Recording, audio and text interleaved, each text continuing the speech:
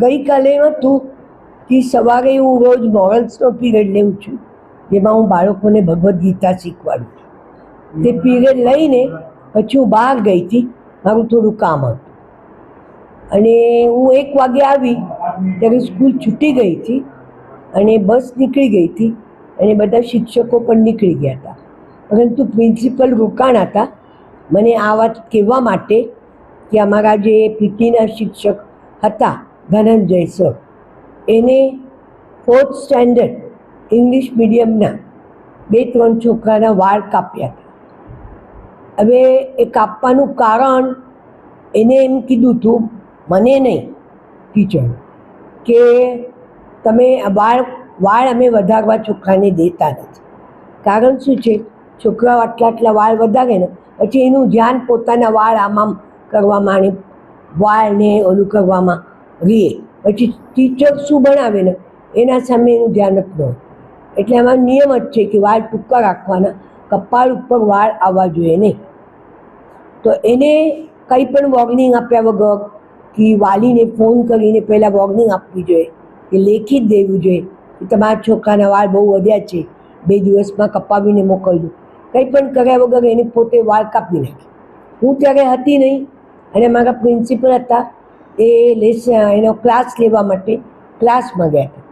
એ ક્લાસમાંથી બહાર આવ્યા પછી એને ખબર પડી, એટલે એને ટીચરને પૂછ્યું કે શું વાત હતી, તમે એમ કર્યું એ તમે બહુ ખોટું કરો છો.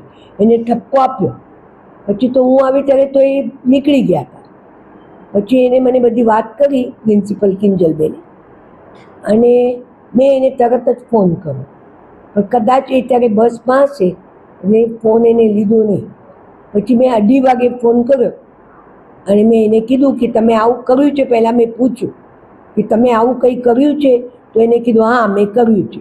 મેં કીધું કાલથી તમે સ્કૂલે આવતા નહીં, તમને આ બધું કરવાનું તમને કોને પરમિશન આપી, કોની રજાથી તમે આ બધું કર્યું પોતાના મનથી, એટલે કાલથી તમે સ્કૂલના પગથિયા ચડતા નહીં. એટલે મેં ત્યારે ને ત્યારે એક્શન લીધી અને મેં એને કાઢી મૂક્યા. પછી એને મને કીધું મારું પગારનું શું? મેં કીધું પગારનું તો વાત પછી, અત્યારે તમે કાલથી આવતા નહીં, બસ બીજું કાંઈ.